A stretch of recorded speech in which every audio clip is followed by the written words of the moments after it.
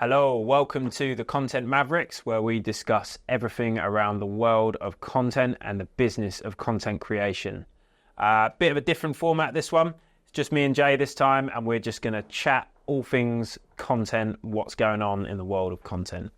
I read something in a magazine the other day that I found interesting, and it was probably more so interesting because I was getting on a plane in a few days anyway. But it's smartphones are changing in-flight entertainment. So Turkish Airlines will soon provide free Wi-Fi to all passengers. Finnair, BA and Singapore Airlines give free messaging. And the article, which was in Monocle magazine by a guy called Paul Charles, says, today most people board flights with their mobile device or their iPad or their whatever, with their favourite programs like, TV series or films pre-downloaded, and they watch that. And they don't really watch the in-flight entertainment. It's becoming a bit of a thing of the past. So airlines are starting to adapt it. So it's kind of like smartphones are changing that part of life in in-flight entertainment. And obviously it's a lot cheaper for an airline. It's more sustainable. The planes will be lighter without all of that crap in the back of the seat. But I just found that so interesting. It's just basically how much these things have changed life. And I guess got me thinking about everything else they've changed. So like, what do you do in your daily life on your phone that you couldn't have done 10, 20 years ago? Oh man, there's so much. So much of that. But just come back, I didn't know that about the airlines. Turkish Airlines, actually one of my favorite airlines. But I think the thing to consider about that as well is, because I can talk from my own experience, short haul flights don't usually have in-flight entertainment anyways. And you're right, if I'm going like a 2-hour, 3-hour flight in Europe, I'll just load up content on my iPad or my laptop and just watch it on there. So I've been doing that for some time. I'm sure other people have. But it'd be interesting to see if they take the screens off the long haul flights. That's what the article's about. It's saying they're going to take this. It's saying it's basically it's on the cusp of, they think is going to happen. Really? Because more and more people, they walk past them in the aisles and they're just on their phones or iPads and not actually watching. Don't know what it's like, obviously I'm not the expert on airlines, but yeah, I found it interesting because I was like, you look at photos of train stations 30 years ago and everyone's got a newspaper and now they're all like that. And it's like, even on planes, it's changing that part of it as well. But I didn't think they'd take the Wi-Fi because I thought, you've still got to turn stuff off when the plane takes off and stuff like that, right? So I just thought it was really interesting. And again, I was flying in a couple of days, so I was like, oh, that's weird. The only thing I would say to that is like, you're now putting the onus on the passengers to make sure that they've got their in-flight entertainment. You're responsible for the entertainment. I don't like that idea. I want to still, if I'm going to America, I want to be able to just see what they've got and then look forward to some new releases. Because not everyone has subscriptions to Netflix or Amazon or, so that in-flight entertainment is pretty cool. Yeah. Unless you're watching a film like Interstellar or any Chris Nolan film, I get annoyed. I'm like, don't be watching that on that small screen. Watch that in the cinema. It's not made for that small screen. But that's me geeking out. So when I went because I got family in California, we went to visit them when I was like 8, and show my age, but they had it on Virgin Atlantic. They had a SNES built into the back of the seat, and me and my brother were like, bro, it was like favourite console, favourite games, preloaded. We were like 13 hours, yeah mum, bye. Like that whole, I think the controllers are still like kind of used for aspects of it, but I think I agree with you in that way, like as in it's part of the experience. And I was listening to Richard Branson on a podcast the other day, and he was saying like that was what he wanted to do with his airline, as in like make it so it's like an experience. And that actually, I'll link you to the podcast, but he said on like the first flight they did, they showed a video of the two pilots up the front on the screen, and they're both like blazing a spliff, and then he like appeared from out the back, and he was sat at the back and said, obviously this is a joke and stuff like that, but it's like part of that experience. Do you know what I mean? That's nice. Clever bit of content. Yeah, definitely. I'll come back to your question, like, has this device changed every day in the past 10 years? I mean, everything. Yeah. everything. Don't go to banks anymore. Does anyone go to banks? Hardly. Everything is done via this. I mean, just FaceTime alone for me to be able to communicate with my cousins in Australia, my cousins in Cyprus, like that to me is so valuable. It's just everything, you know. It's Getting a cab, dating, getting food delivered within half an hour. Like the restaurant industry. The restaurant industry totally changed. But just, you know, capturing photos, videos. When I was at school, the first camera phone come out, I think it was like an Ericsson, and you could have this attachment where you'd connect it to the top of your camera. The quality was so like the Game Boy thing. But it was so bad. So obviously you'd still have to carry around the digital camera with you as well.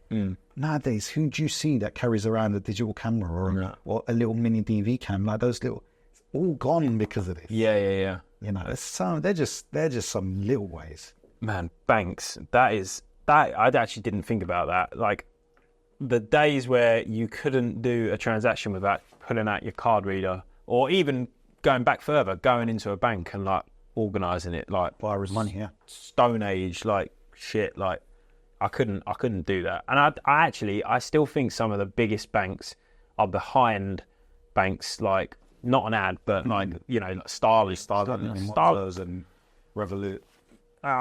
To a point where I'm just like, why have you not caught up? No one wants to do it that way.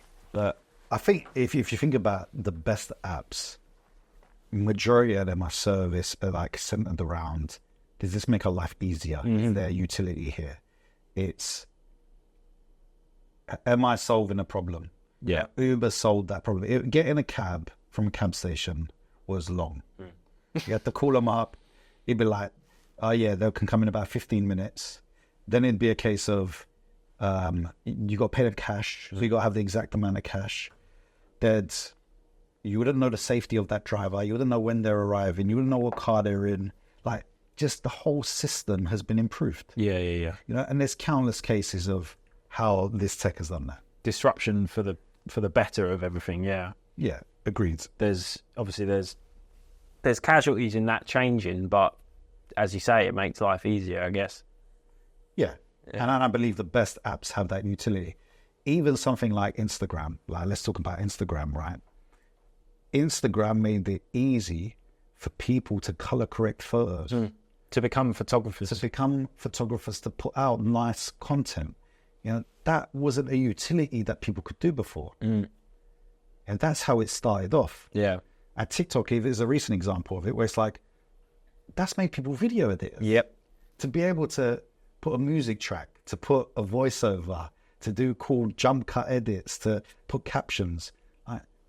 It's providing utility. And there's actually probably a whole sector of editing that has been unlocked through, like, it is a skill in itself to edit on the app, on 100%. TikTok, and edit TikTok videos on the app in a way that is like native. Do you know what I mean? And like companies employ people to do that. Like 100%. And it's second nature to many 12-year-olds, 13-year-olds, 14-year-olds who are going to be entering the workplace within the next 5 to 10 years. Yeah. Deadpool Wolverine. So you still haven't seen it, right? No, but I'm desperate to see it. We should go see it. So I've seen it, and for quite a while I've been done with the Marvel movies and everything. I just a bit fatigued by them.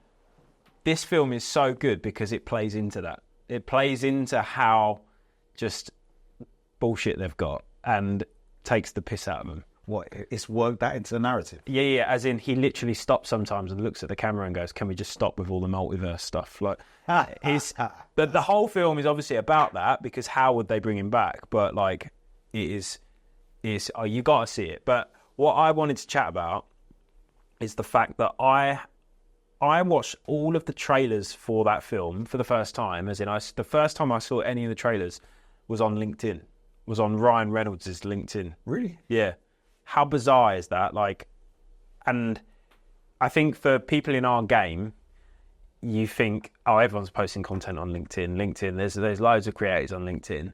Whereas to like anyone that's not really in what we do or outside of like, not really even B2B, but like outside of like the creator world, they still think like LinkedIn is really stiff and is very like delighted to announce we've hired an intern. Like but it's not. And there's, I don't know, like big brands, and that's, you know, Ryan Reynolds he's a big personal brand. They are starting to cotton on to things like that. But he's an interesting character anyway, because he is as much as an entrepreneur now as he ever was an actor. But I just found it mad. Like, I think I commented on all of the ones I saw. Like, I can't believe I'm seeing this on LinkedIn. He's an amazing marketer. Yeah. He's wicked. He's amazing. This is the thing, because I didn't really like Deadpool comics, but the films are good at just breaking that. Yeah. But there's also like, because every film has kind of built up to this big joint cameo, and like actually having it on screen is good, but there's just they just piss each other off so much, so it just gets to points in the film where they just start arguing so much that they just start fighting, and it happens.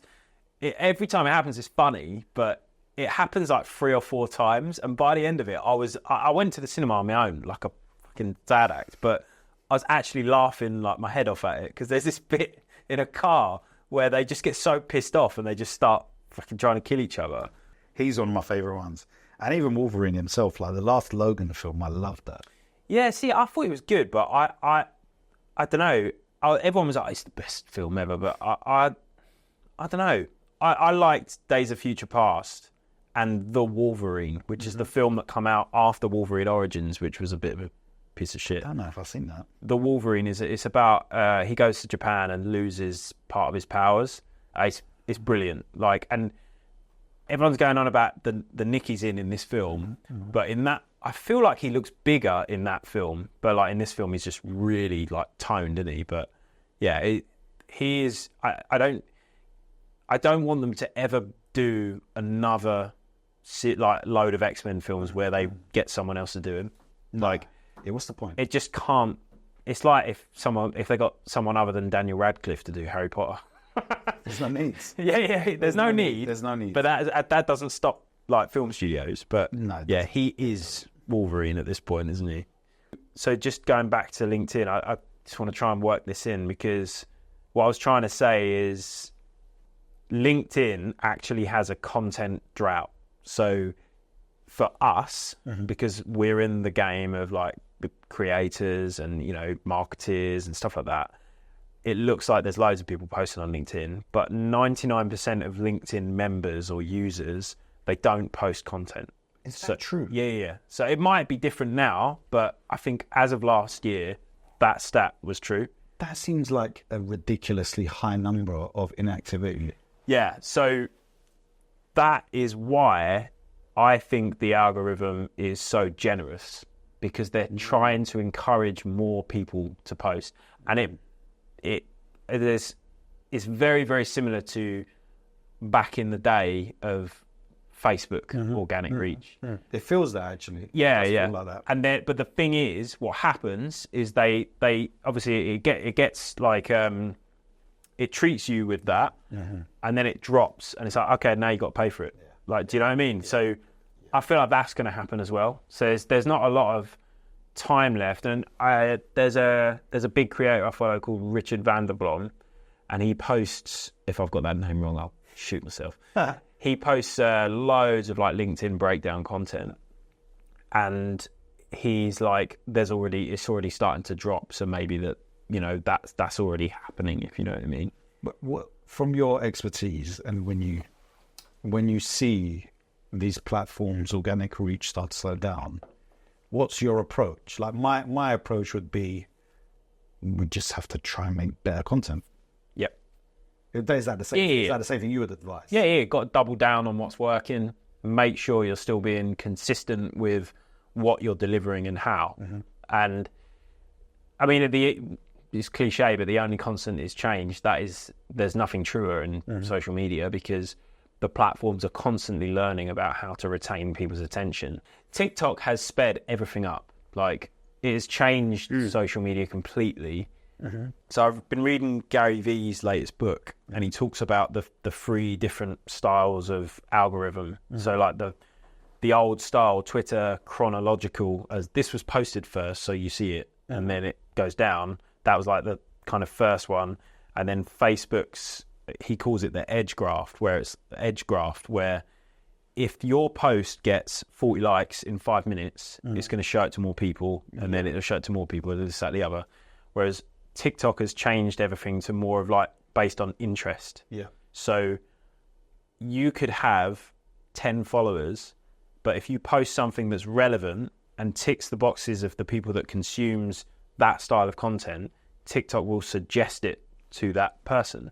And that's how like something can just pop off on TikTok. And that's how your For You page will look completely different to mine.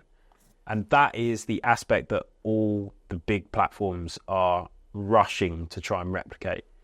That's fascinating. And I can totally relate to that. Like just this week, I posted the Divided Island trailer on TikTok. And I posted it about 3 days ago, and it's already had over 50,000 views.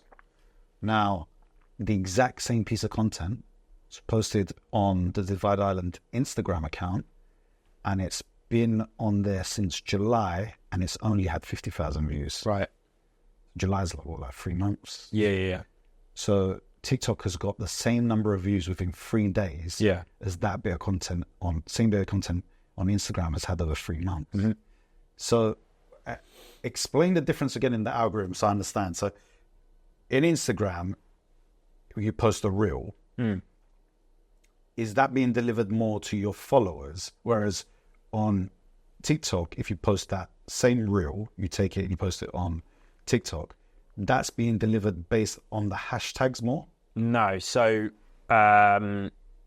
negative to both now, because as I say, like all of the big platforms are just basically replicating the out. Basically, they're trying to go more towards interests. So it's not even about hashtags. SEO is social SEO is a big thing. So what you're talking about in the content, in the copy, and to some respects, what you're actually speaking about in the video, if you transcribe it natively on the platform, that will feed into your social SEO. So if I want to see videos on Deadpool, Wolverine, and there's content that's got that in the copy, but it's also basically I will be shown that.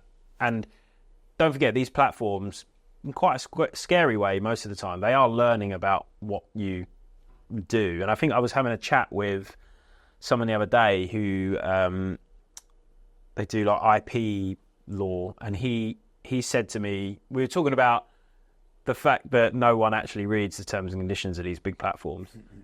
And he said to me, and I don't know if this is true, it's just what we were talking about, but he said that Instagram basically records it can record your facial expressions as you're watching something to determine whether you're like, do you know what I mean? And then it will show you more of it. Because what we are talking about is 5 people in an office all talking about, I don't know, buying a house in Cuffley or something like that. And then you'd get ads for houses in Cuffley. Yeah, but you aren't buying it. Your mate in the office was talking about it. But then, are they listening to us? Yeah. It's like, maybe. But to answer your original question, it's all based on interests, what you're searching for, what you're interacting with, what you are posting about, creating yourself. But it's what you consume, you will be shown more of. So it's basically not leveled the playing field, but it's made it a lot more accessible. It'd be really interesting to test out if you're just a creator and you only post and you don't watch anything. Yeah. So you only go to your post, you post your content, you reply to your comments, what your For You feed would look like. So we have a couple of clients that they only mirror content to TikTok, and we aren't in charge of managing their TikTok, and I don't think they use it. And the couple of times I've logged in and looked at the For You page, I've been like, what the hell because it's just random because no one's using it. So like, that's interesting. Yeah, it's proper weird. Like, so if you don't give it any information, it'll just be like. I reckon it probably. Again, I'm not a social media scientist, but I reckon it probably bases it on what you're posting about. But it's an interesting. It is, and for me, like I'm quite late to TikTok. Like I don't use it as much as I should. Like as much as I should in the industry that I'm in. I'm more focused on Instagram and LinkedIn, probably because of my age. But like TikTok, I just find so interesting. It's and the way that it has changed everything is just mad. Like YouTube as well. Like they're with shorts, even Instagram releasing reels. Like it's that they're big companies making big moves to try and copy an app that everyone thought was kids dancing. Yeah, it's crazy, isn't it? I think people try and gamify it after a while as well, right? They're trying I think that's an important quote, obviously has been for 50 plus years, and it is true. But I mean, we were chatting about it earlier, how like people just kind of almost insult your intelligence with hooks nowadays. It annoys me. It annoys me. Give us an example. LinkedIn is full of it. LinkedIn is full of it. It's because, right, it only shows the first headline. First 17 characters. Yeah, oh, there you go. There's your expertise showcased there. So I see it like, I'll give you an example. One I saw this week I've made a decision, I'm quitting LinkedIn. And then you click read more and it says, that's what I was thinking 3 days ago, but I changed my mind. Yeah. It's like, what's the matter with you? Like, it's just so annoying. Yeah, it's like clickbait at its finest. You see it on YouTube with a thumbnail. You see it with YouTube on the thumbnail, and then you click on it, and then it's like, this thumbnail does not relate to what is actually the true essence of or majority of this content. So I think users get annoyed with it. I'm pretty sure I'm not the only person that gets annoyed by those type of clickbaity thumbnails or hooks. Do you get your clients trying those type of tactics? See, it's interesting because I share your view, and what I think about it is it's people's time, right? If someone's going to read your post, interact it, like with it, they are spending their time with you. You need to respect people's time.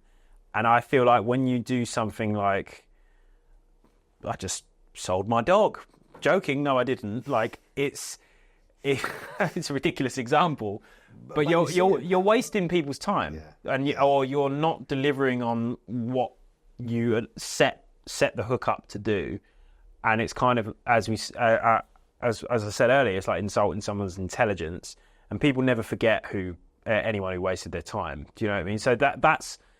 I always look at these things as to something that I try and do as someone in social media, as a company, as a business, is when something actually grabs my attention, I really try and think about why and like how did this grab my attention? Why did it grab my attention?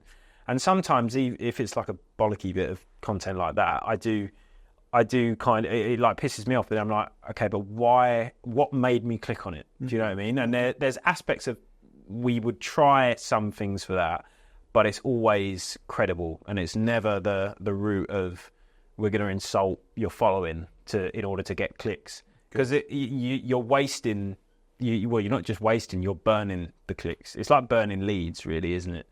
I don't know how you feel about this. I see this a lot on LinkedIn. Is like selfies that you'd see on Instagram being used by business development people. You know, both men and women. Yeah. It's like, it's using eye candy to stop people scrolling. Ah, right. That type of social selling, which again makes me feel a bit icky.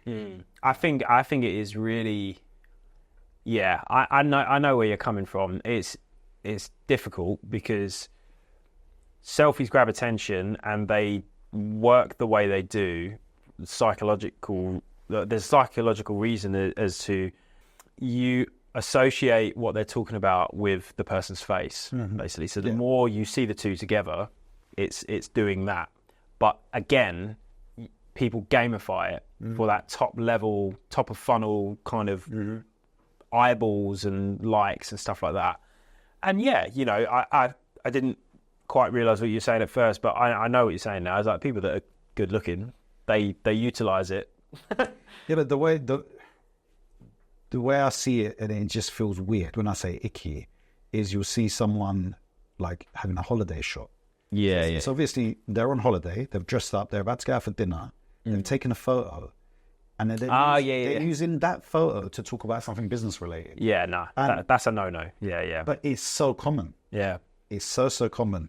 And it's not that, you know, like if you have a pretty face, you shouldn't not use it. But it just doesn't match up with me. Like that selfie on your hotel balcony dressed up to go out on a night out, like that should be talking about your holiday.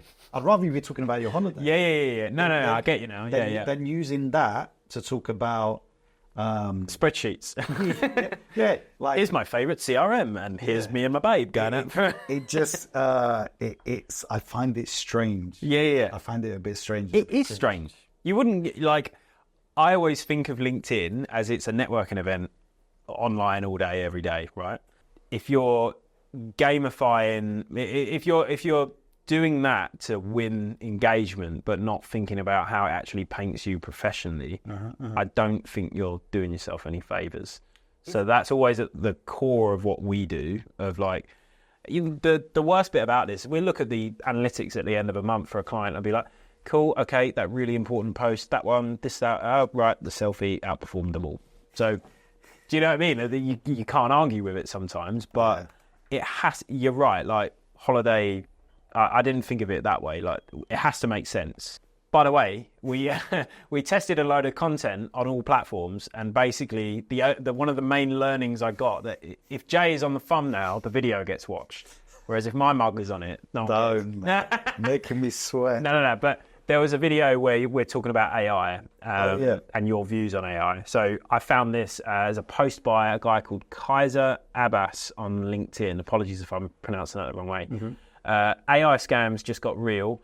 A North Carolina man earned $10 million by creating fake AI music. He then used AI to make fake songs and upload them to streaming services. Then he created 10,000 fake accounts to boost the streams. So basically made bot accounts to listen to it and then rack up the streams. He created random names like Calm Identity and Zygotic Wash Stands to look real. But Mechanical Listening Collective noticed something was off.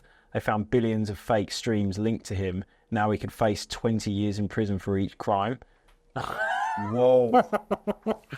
Wow. So, but this is something I was thinking about, right? Because I think it was like last year, maybe the year before. My mum got an email from what anyone would have thought was her boss, right? It was like so close to her boss's email, and they were impersonating her, and they knew that the boss was away in a particular country, and they were asking to wire money. And obviously my mum was like, wait a minute. But with AI, like you can have like voice generating software with AI. We must be a couple of steps away or right at the station of fake phone calls going to pensioners and tricking life savings away.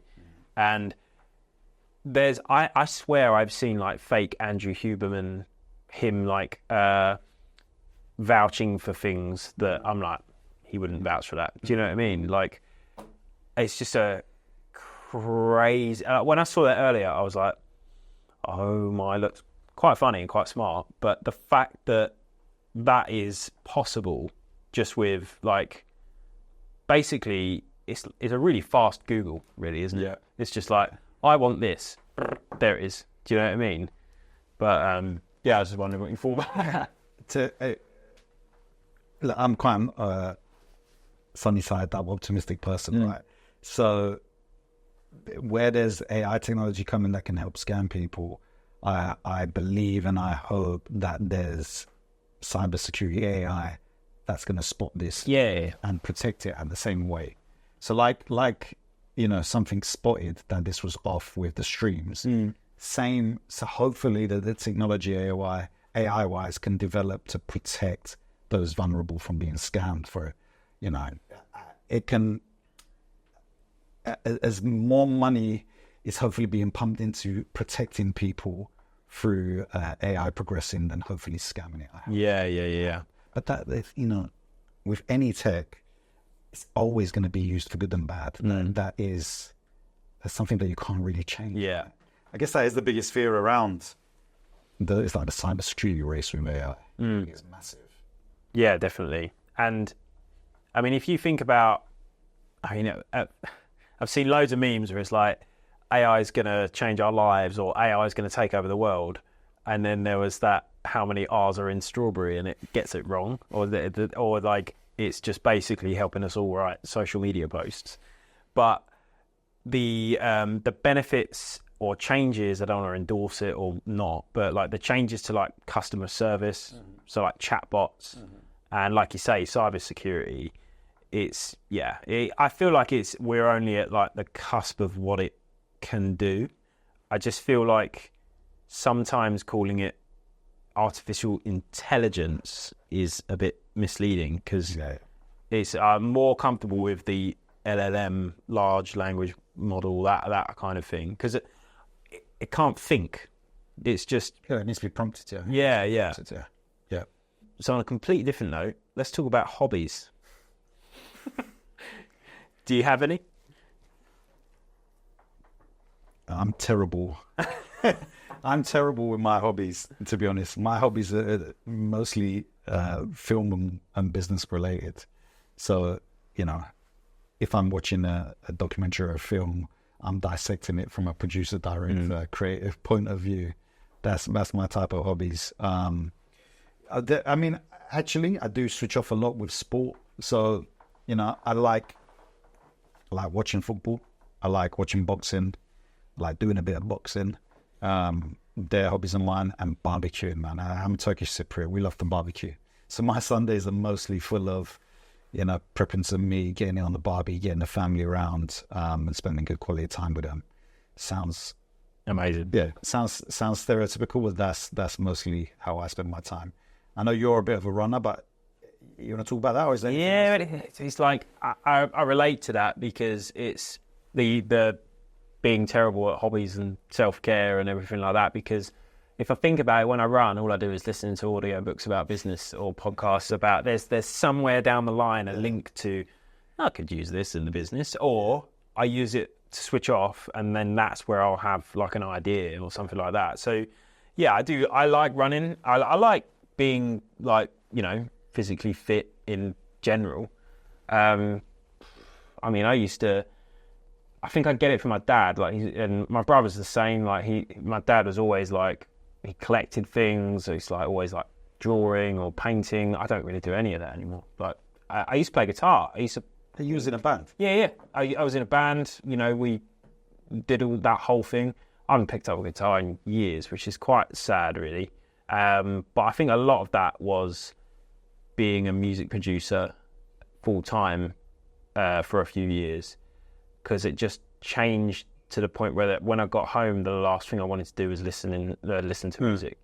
And that is different now, because I don't do that as my full-time gig. I do it as more of like, I'll work with a band if I really want to work with them, if you know what I mean. And that's changed that. I now listen to music a bit more. But yeah, playing guitar is something I should probably do more. I actually really want to start playing more with my son as well, even though he'll probably just smash it up.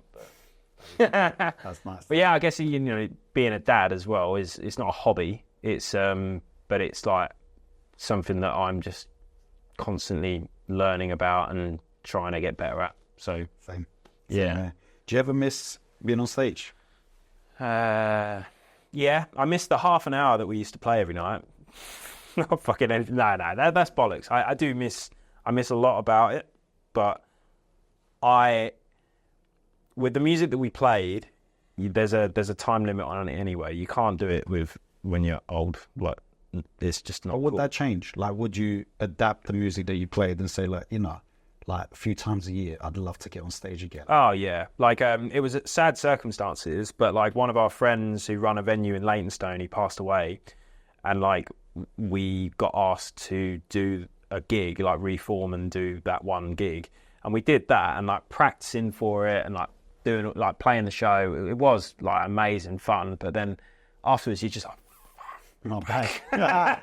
and then the other thing as well, like the music that we played is like, it's like high energy, like lots of jumping around, like people in the crowd and on stage.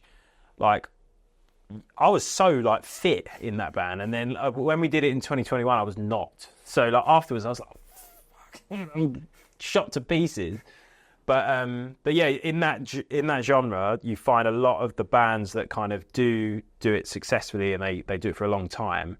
They usually like replace their drummers and get a younger drummer, Right? Because literally can't keep up, like the older they get and stuff like that. So, but yeah, we just got to a point where we did what we wanted to do, and toured like halfway around the world, and toured with some of our favourite bands and released a record and all stuff like that. And then a couple of the members started aging out, wanting to take their careers more seriously, and they had girlfriends and stuff like that. So they started talking about leaving, and I was just like, let's just call it a day then, because once you start replacing members, the fans know when a band has kind of lost it, if you know what I mean. So I just didn't want to flog a dead horse, so that's why I stopped. But it's funny, the parallels between managing 4 or 5 idiots on the road for 2 months and running a business. Promotion, like, starting, it's marketing and brand building, basically. Yeah, totally. There are so many bands out there as much as there are so many businesses, and if your business is not a brand, it's a commodity, and you'll compete with people on price if you're a commodity. So That's so agreed. the brand is building a brand is I guess the lesson that I learned that I now use every day of my life from doing that. But yeah, it was good fun. I just I'm glad I did it. But there's a meme that goes around in our scene. It's just like a guy here. I don't know how is it going to be. Yeah, so it's a guy like standing here, and then there's a big like crater, and then there's like a house and loads of money, and then down here in the crater is spending my 20s in the hardcore scene, which is basically the race that I run now. But I had a load of fun doing it. Maybe you guys will do an Oasis, do a comeback tour when you're bankrupt and divorced. Man, talking about content and like culture, that is, I'm full disclosure, I was never much of an Oasis fan, but LinkedIn was just full of Oasis memes for a day. Like it's mad, isn't it? How they've they are like British music culture. Like, and I think I was chatting with my team member the other day about this. Like, guitar music is really like on its arse, and there is actually a resurgence in country. Like Beyonce did a country song, Sabrina Carpenter's done one. What's his name? Auto-tune geezer. Can't remember his name, but he's done like a country album, and he's done like collaborations with Dolly Parton. Post Malone. That's it. Yeah. I'm not a fan, but like I've listened to the album, it's good. So there's a bit of a resurgence there, but like Oasis were like when in the 90s, in my opinion, when Britpop. Yeah, and like they were like the pinnacle of that whole sound, and it's obviously that generation were young then, and now they're older, and it's just mad how it affects culture that much. When they got money to spend on £1,000 a ticket. Have you seen that they're digging up all his tweets about people charging too much money for things? And there was a video of Noel as well being like, I've got 83 million quid in the bank. What more could I fucking want? Or something like that. I don't know for it. Yeah. I always thought Blair were better. And on that note... I wasn't listening to that in the 90s, man. I don't even know. What was I listening to in the 90s? Extreme Boys.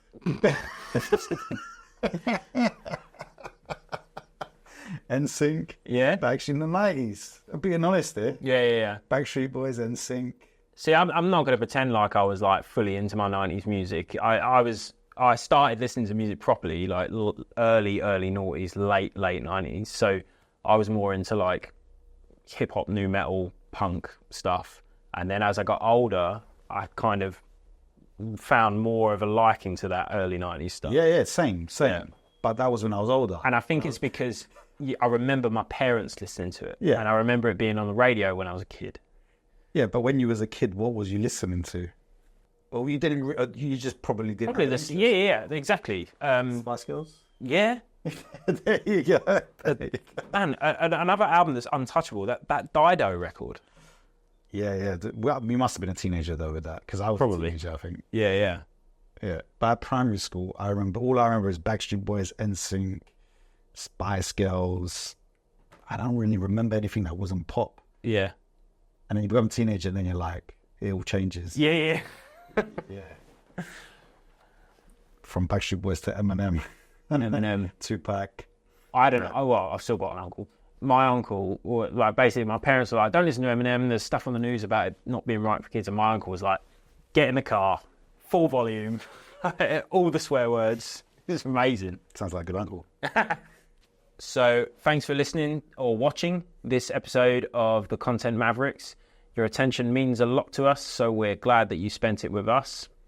And if you found this episode valuable, please go back to our library and check out some of the incredible episodes that we've got previously. There's some great content there that you can definitely get some good value from. And don't forget to follow us on socials at the Content Mavericks.